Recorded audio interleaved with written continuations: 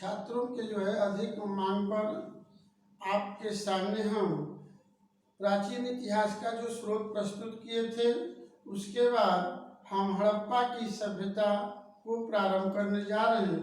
हड़प्पा की सभ्यता से लगभग जो है आईएएस प्रारंभिक परीक्षा, यूपीपीसीएस और यूपी समीक्षा अधिकारी, आरओ, एआरओ और असिस्टेंट प्रोफेसर, इसके अतिरिक्त टीजीटी, पीजीटी, अन्य जो है प्रतियोगी परीक्षाओं में जीएस के प्रश्न बनते हैं। ऑप्शनल में भी आपका सर्वाधिक जो है महत्वपूर्ण चैप्टर हड़प्पा की सभ्यता है। सभी छात्र एवं छात्रा ध्यान दें, हड़प्पा की सभ्यता के पहले भारतीय इतिहासविदों या इतिहासविदों को यह मत था कि भारत की सबसे प्राचीन सभ्यता वैदिक सभ्यता है या वैदिक संस्कृति थी। लेकिन जैसे ही हड़प्पा सभ्यता की खोज की घोषणा होती है, हड़प्पा सभ्यता के बारे में जानकारी प्राप्त होती है, तो इतिहासकारों का जो मत था कि भारत की सबसे प्राचीन सभ्यता वैदिक संस्कृति है या वैदिक सभ्यता है, उसका खंडन होता है, प्रत्याख्यान होता है, निरसन होता है। और भारत की सबसे प्राचीन सभ्यता आपका इंडस सिविलाइजेशन को माना गया है, सिंधु सभ्यता को माना गया है। सिंधु सभ्यता या सिंधु सभ्यता या हड़प्पा की सभ्यता या हरियोपिया की संस्कृति या गग्गर आंकड़ा तंत्र या कह सकते हैं आद्य भारतीय संस्कृति या भारत की जो प्राचीन सभ्यता या संस्कृति है, अपने समकालीन मेसोपोटामिया और सुमेरिया सभ्यता के समकक्ष मानी जाती है। हड़प्पा की सभ्यता की जो विशेषता है वह जो है आश्चर्यजनक है।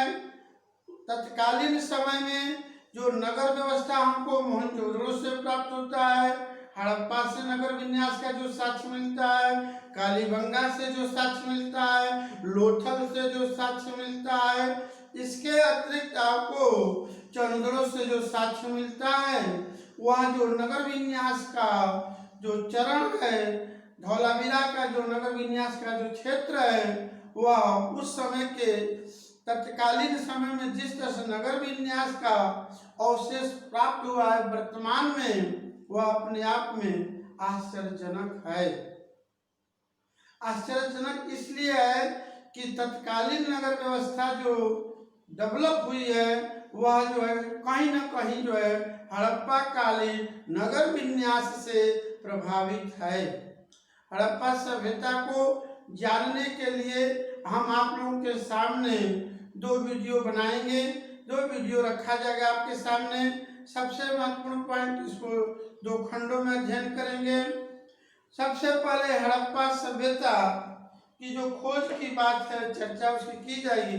यह जो है 20वीं शताब्दी के तृतीय दशक में अर्थात 1924 में जॉर्ज मार्शल जो भारतीय पुरातत्व सर्वेक्षण विभाग के डायरेक्टर थे, उन्होंने 1924 में लंदन की एक साप्ताहिक पत्रिका में हड़प्पा सभ्यता की खोज की घोषणा करते हैं। तो किस तरह से क्रमबद्ध इसकी चर्चा होगी, सबसे पहले आप लोगों के सामने नामकरण की चर्चा की जाएगी। सिंधु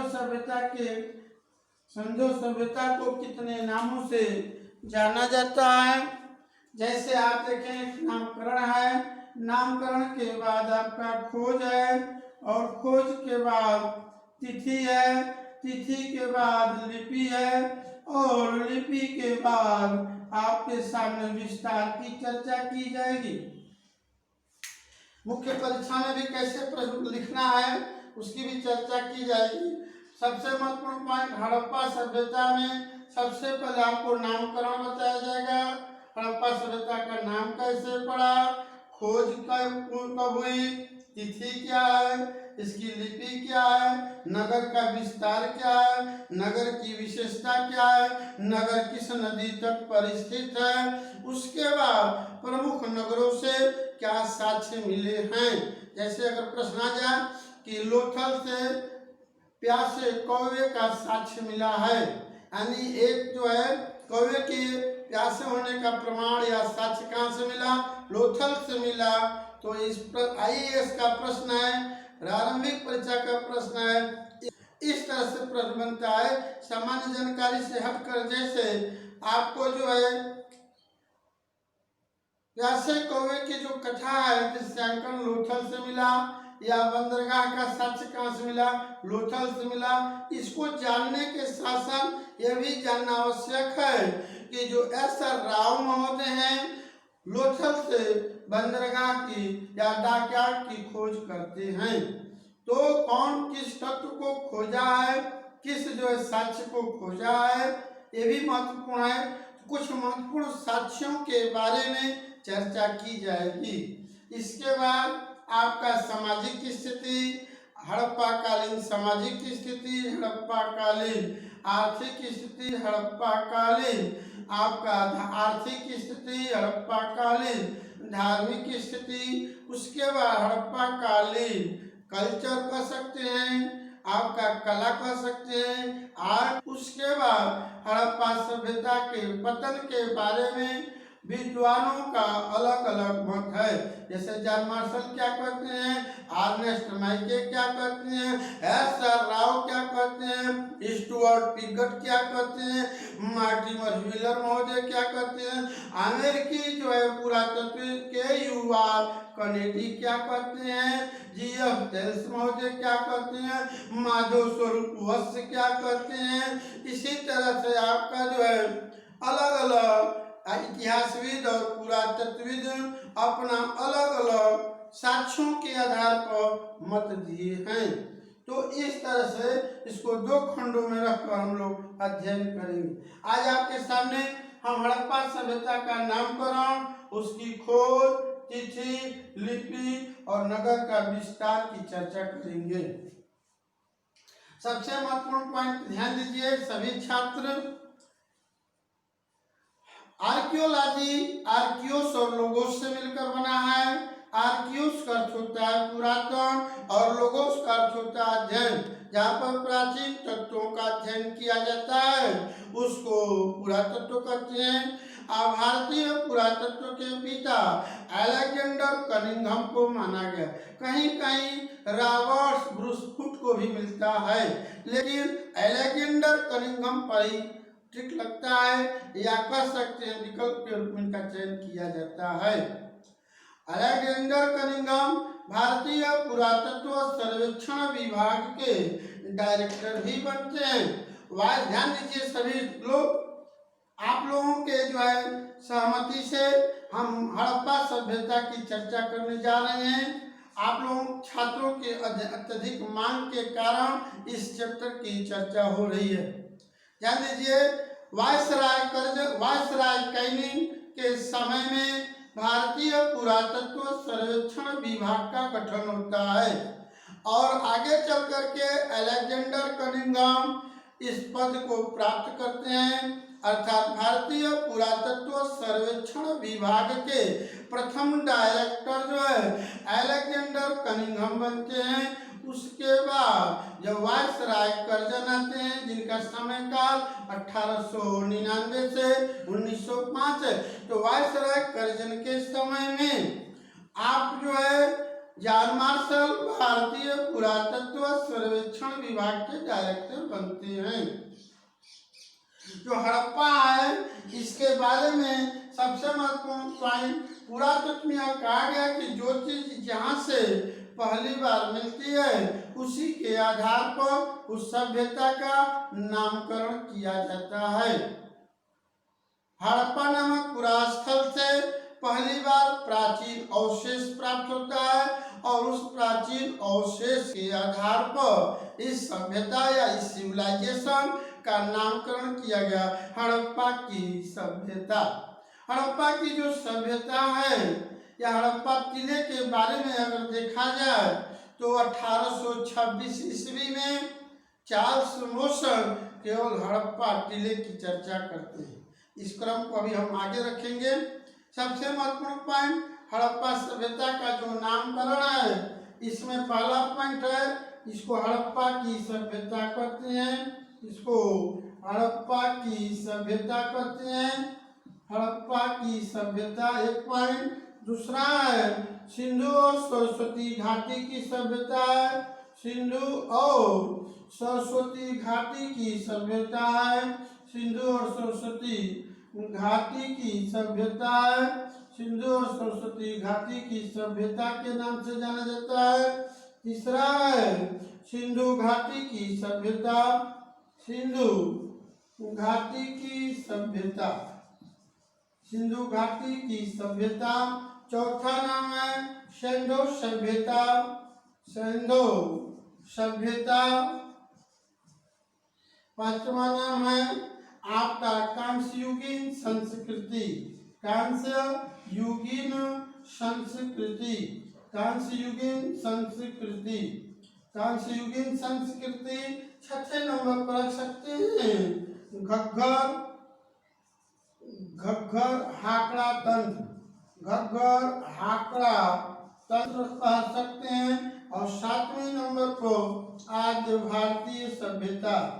आद्य भारतीय सभ्यता। आद्य भारतीय सभ्यता। और आठवें नंबर पर हरियोपिया की संस्कृति। हरियोपिया की संस्कृति। सभी छात्र लोग देखें, हड़प्पा सभ्यता को कई नामों से अभिव्यक्त किया गया है। सबसे महत्वपूर्ण पॉइंट कालचक्र। कालचक्र काल का अर्थ होता है समय, चक्र का होता है परिवर्तन। समय और परिस्थिति के अनुसार इतिहासविदों ने साक्ष्यों के आधार पर हड़प्पा सभ्यता का नामकरण किया है। सबसे पहले हड़प्पा की सभ्यता नाम पड़ा, क्योंकि पुरातत्व की अवधारणा है, कंसेप्ट है, विचार है कि जो चीज जहाँ से पहली बार मिलती है उसी के आधार पर उस सभ्यता का सिविलाइजेशन, सभ्यता का नामकरण किया जाता है। हड़प्पा नामक स्थान से साक्ष्य मिला, पुरावशेष मिला और उसी पुरावशेष के आधार पर इस सभ्यता का नाम हड़प्पा की सभ्यता पड़ा।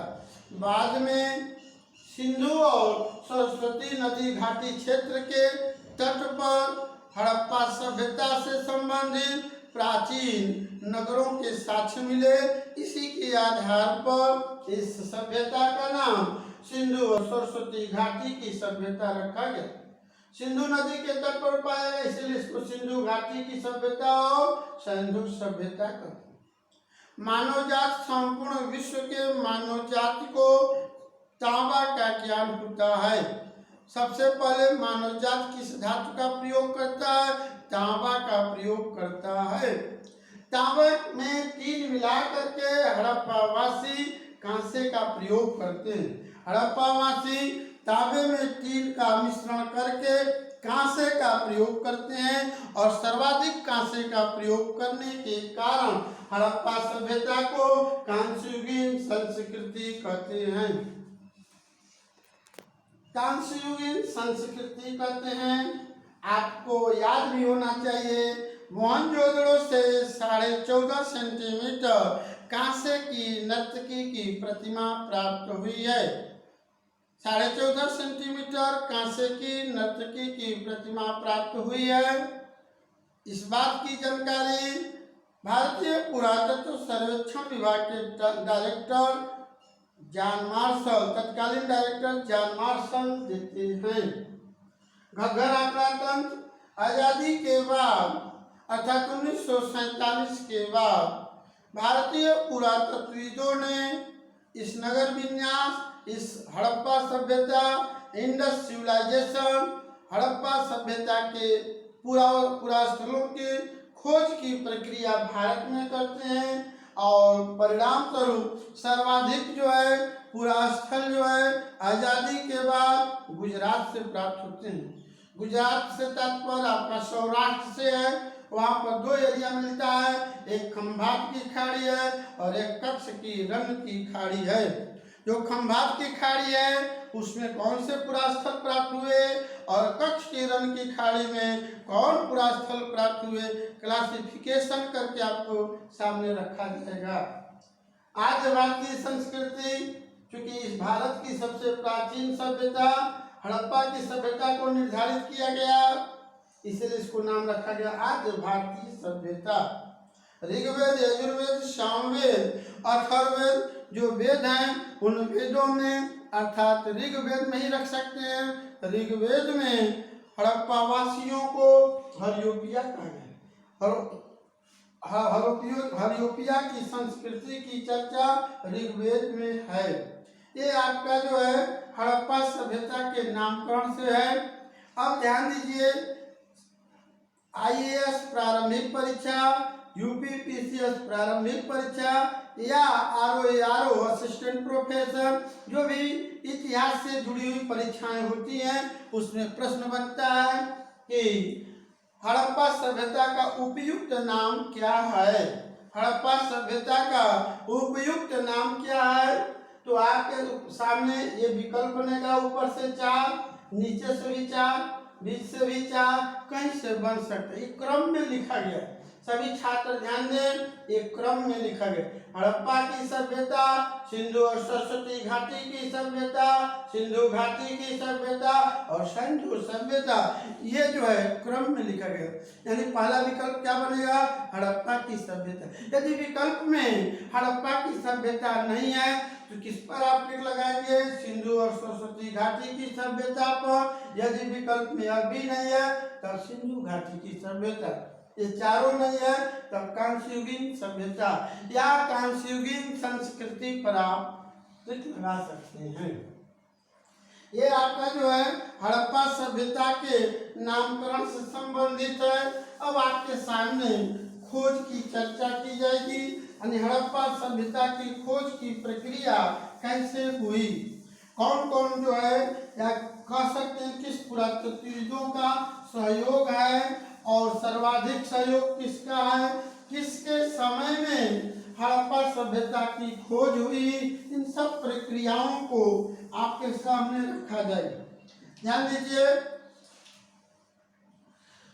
किसी भी सभ्यता की खोज कभी अचानक हो जाती है या कभी जो है प्राचीन अवशेषों के आधार पर होती है। अभी आपको हम बस पहले बताए हैं कि हड़प्पा नामक टीले की चर्चा, ये आपका टीला है, ध्यान दीजिए, ये आपका टीला है, ये हड़प्पा की टीला है। इस टीले की चर्चा चार्ल्स मोशन करते हैं, चार्ल्स मोशन करते हैं। इस टीले की चर्चा चार्ल्स मोशन करते हैं 1826 ईस्वी में। कब करते हैं, 1826 ईस्वी में करते हैं। सभी छात्र लोग ध्यान दें, आपको एक नई जानकारी, 1825 में विश्व स्तर पर लंदन में रेलवे लाइन बिछाई गई। 1825 में विश्व स्तर पर लंदन में रेलवे लाइन बिछाई गई और लगभग ब्रिटेन का 52 राष्ट्रों पर अधिकार था, उपनिवेश उसका था।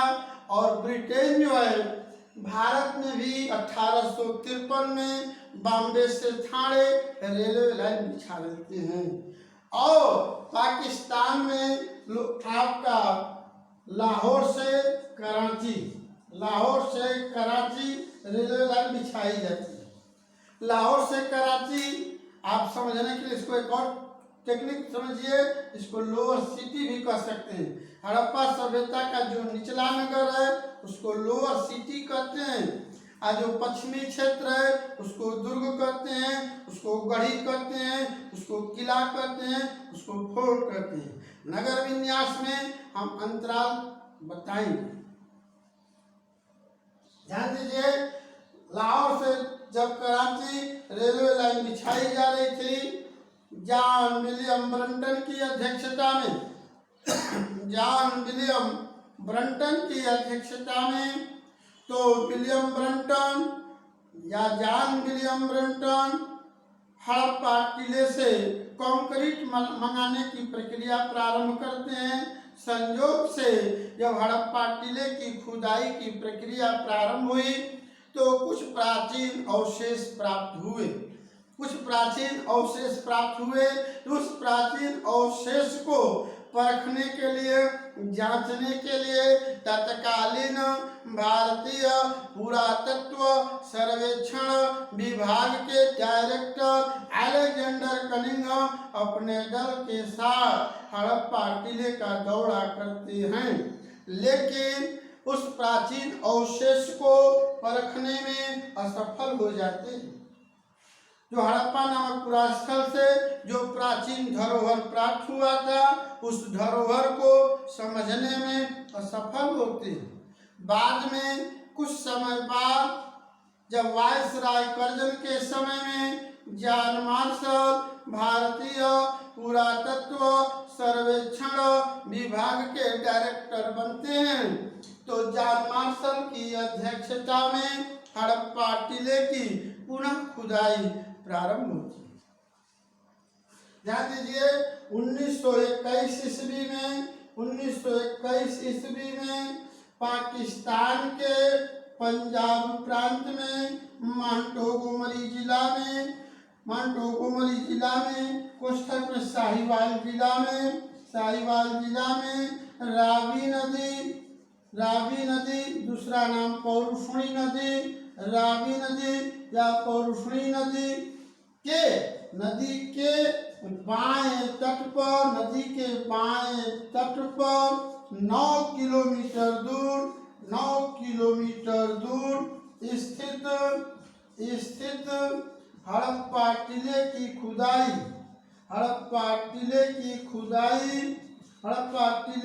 खुदाई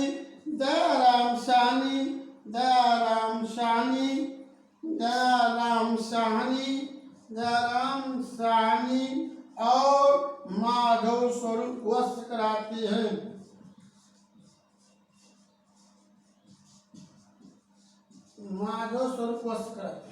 ध्यान दीजिए सभी छात्र जॉन मार्शल की अध्यक्षता में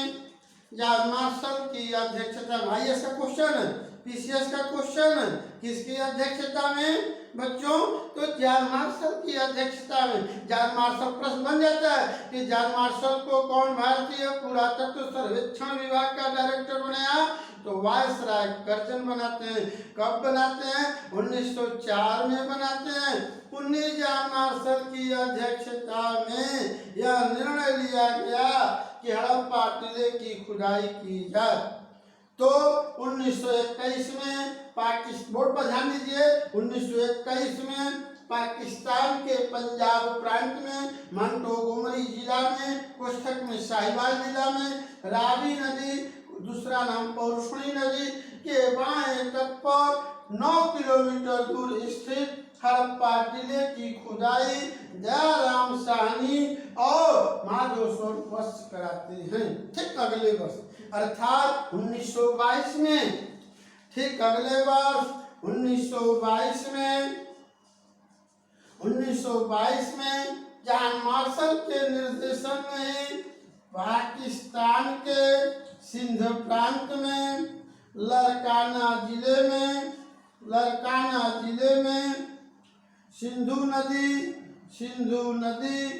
के दाएं तट पर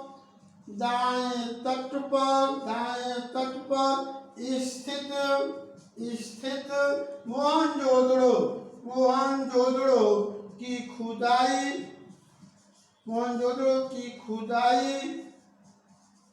राखाल दास बनर्जी कराते हैं। अब ध्यान दीजिए सभी छात्रों, 1921 में हड़प्पा टीले की खुदाई होती है और 1922 में मोहनजोदड़ो की खुदाई होती है। अब ध्यान दीजिए प्रश्न बनता है कि इन दो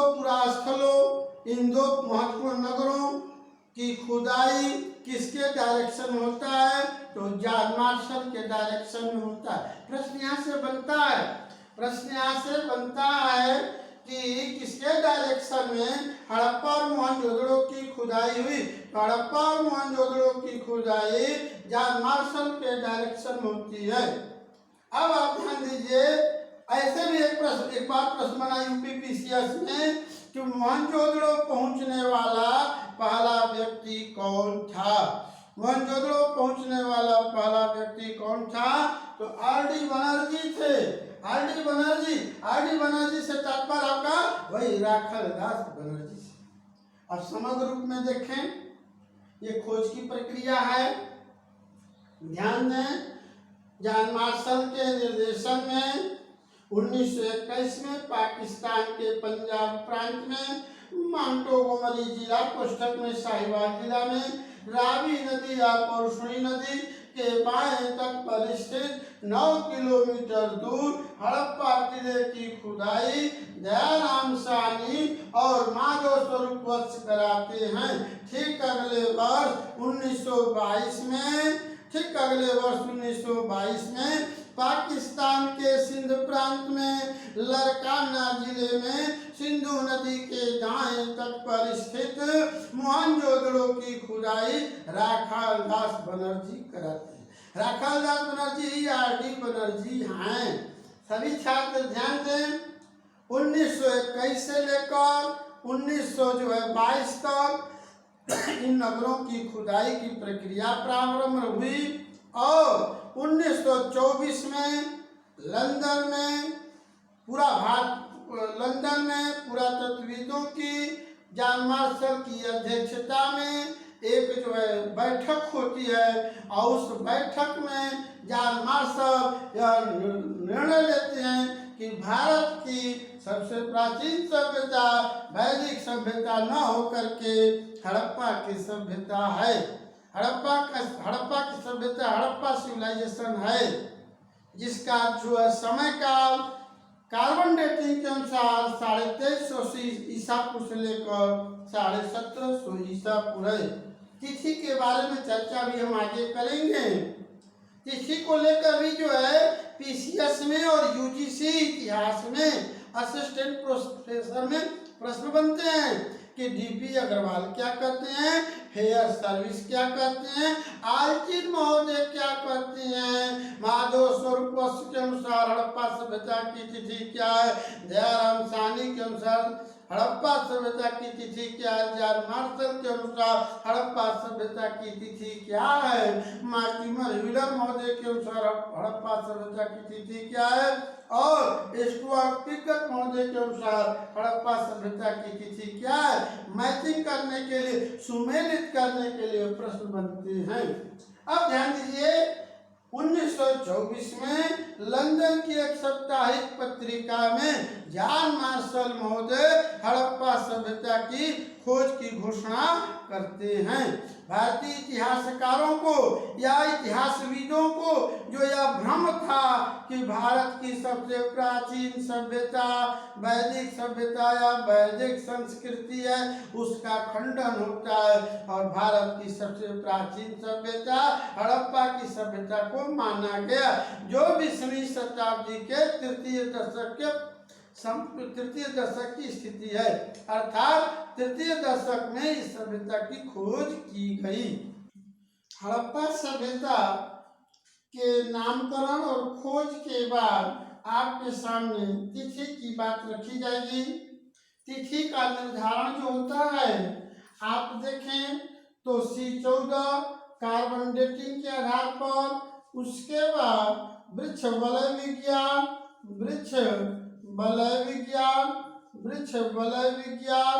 और उसके बाद व्यापार वाणिज्य, इसके अलावा मुद्रा और मुद्रा के बाद आपका अभिलेख है। किसी भी सभ्यता की तिथि निकालने के लिए सामान्यतया कार्बन डेटिंग, C14, वृक्ष वलय विज्ञान, व्यापार वाणिज्य, मुद्रा और अभिलेखों का सहारा लिया जाता है। वृक्ष वलय विज्ञान से तात्पर्य डेंड्रोक्रोनोलॉजी से है, जिसमें वलय जो बनता है वह 1 वर्ष में बनता है और जितने प्रलय बनते हैं उसी हिसाब से उसका निर्धारण किया जाता है। तो आपको जो है किसी भी सभ्यता या इंडस सिविलाइजेशन हो या आपका मौर्य पीरियड हो, गुप्ता हो, जो भी पीरियड हो, उस काल की तिथि निकालने के लिए कार्बन डेटिंग, वृक्ष वलय विज्ञान, व्यापार वाणिज्य, मुद्रा और अभिलेखों का सहारा लिया जाता है।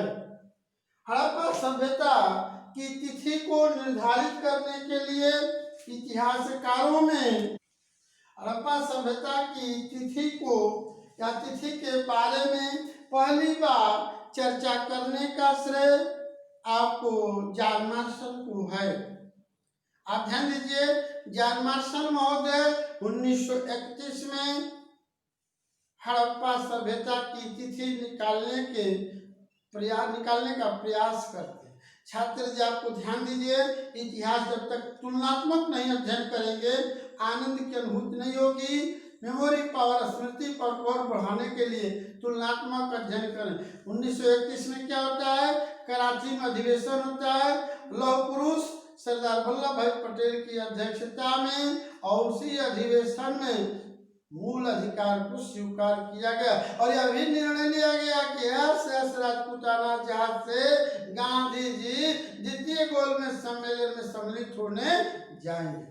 अब ध्यान दीजिए, 1931 में जॉन मार्शल महोदय हड़प्पा सभ्यता की तिथि जो निकालते हैं 3250 ईसा पूर्व से लेकर आपका जो है ईसा पूर्व से लेकर 2750 ईसा पूर्व है, 2750 ईसा पूर्व है, लेकिन मान्यता इनको भी नहीं मिली। 3250 ईसा पूर्व से 2750 ईसा पूर्व को भी मान्यता नहीं मिलती है। माधव स्वरूप सैन्य सभ्यता की तिथि का निर्धारण 3500 ईसा पूर्व से लेकर आपको 2700 ईसा पूर्व निर्धारित करते हैं। 2700 ईसा पूर्व निर्धारित करते हैं, जबकि अर्नेस्ट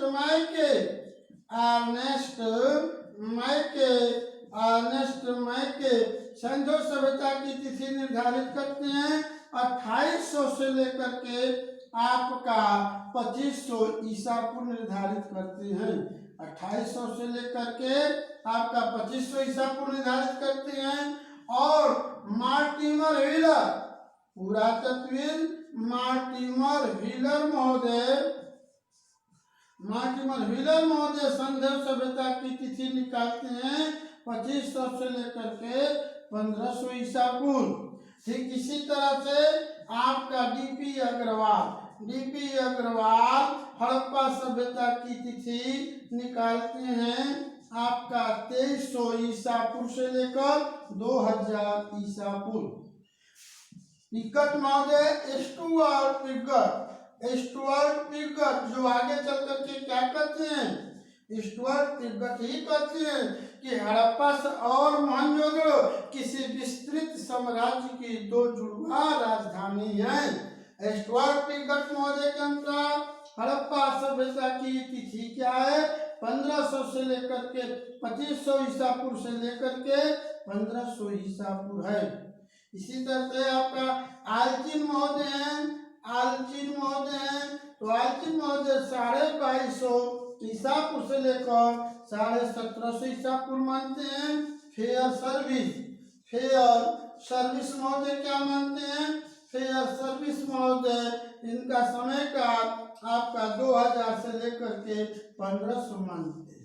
लेकिन सर्वमान्य मत क्या है, सभी छात्र ध्यान दें, सर्वमान्य मत क्या है आपका C14 के अनुसार 2350 ईसा पूर्व से लेकर आपका 1750 ईसा पूर्व है। हड़प्पा सभ्यता का जो समय काल है आपका जो है C14 को ही सर्वमान्य मत माना गया है।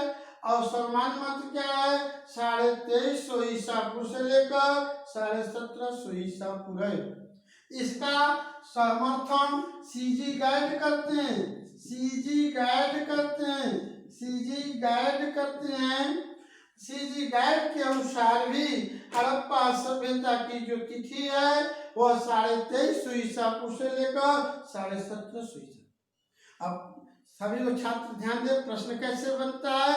प्रश्न इस तरह से बनेगा कि जॉन मार्शल के अनुसार हड़प्पा सभ्यता की तिथि क्या है।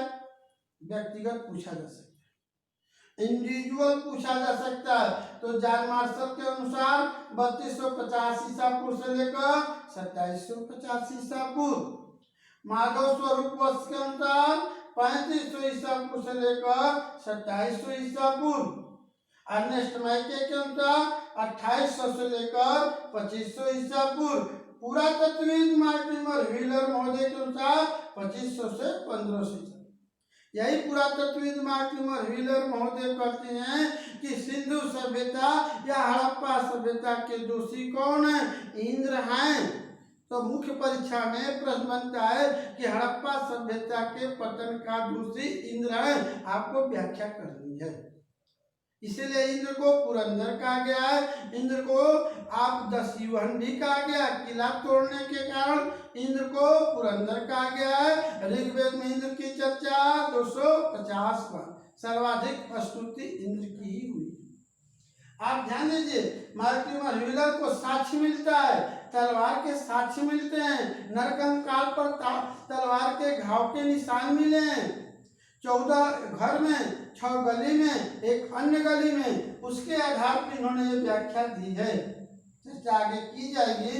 डीपी अग्रवाल के अनुसार हड़प्पा सभ्यता की तिथि 2300 ईसा पूर्व से लेकर 2000 ईसा पूर्व। और स्टुअर्ट पिलगॉट मार्टिमर व्हीलर का समर्थन करते हैं 2500 से लेकर 1500 ईसा पूर्व।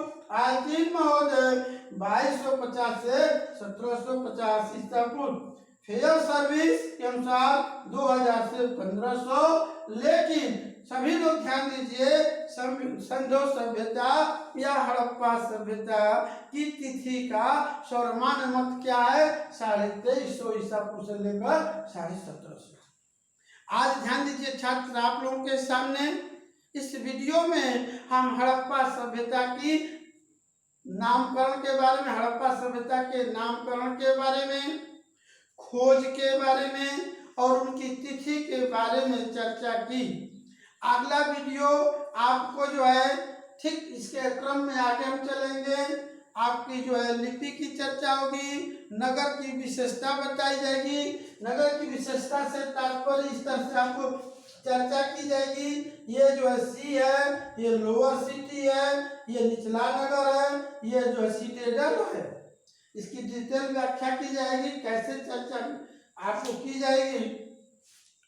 आप जो है कोई भी कमेंट करना चाहें तो गंगा प्रकाशन के YouTube चैनल पर आप कमेंट कर सकते हैं। धन्यवाद।